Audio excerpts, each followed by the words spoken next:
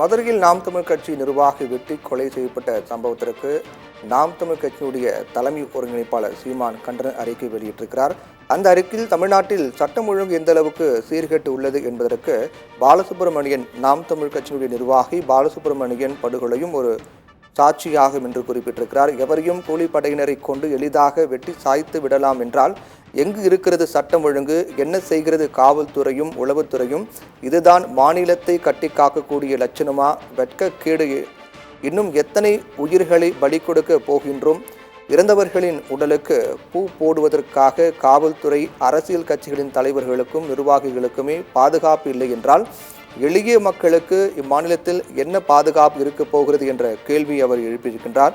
மேலும் இதென்ன தமிழ்நாடா இல்லை உத்தரப்பிரதேசமா என்றும், எங்கு பார்த்தாலும் வன்முறை தாக்குதல்கள், கொலைகள், சாதி மோதல்கள், போதைப் பொருட்களின் புழக்கம், ரவுடிகளின் அட்டுழியம், கூலிப்படை கலாச்சாரம், கள்ளச்சாராய் விற்பனை என தமிழ்நாட்டின் நிலை மிக மிக மோசமாக இருக்கிறது என்று சீமான் குறிப்பிட்டிருக்கிறார்.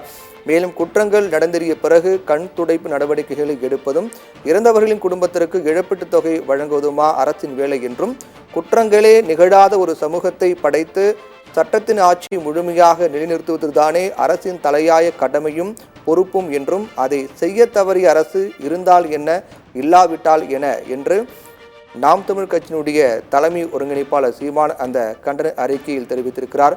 மேலும் நாம் தமிழ் கட்சியினுடைய நிர்வாகி கொலை செய்யப்பட்டதை அடுத்து அவரை இழந்து வாழக்கூடிய அவரது குடும்பத்தினருக்கும் உறவுகளுக்கும் நாம் தமிழர் சொந்தங்களுக்கும் தன்னுடைய ஆறுதலை தெரிவித்துக் கொள்வதாக நாம் தமிழ் கட்சியினுடைய தலைமை ஒருங்கிணைப்பாளர் சீமான் அந்த அறிக்கையில் குறிப்பிட்டிருக்கிறார்.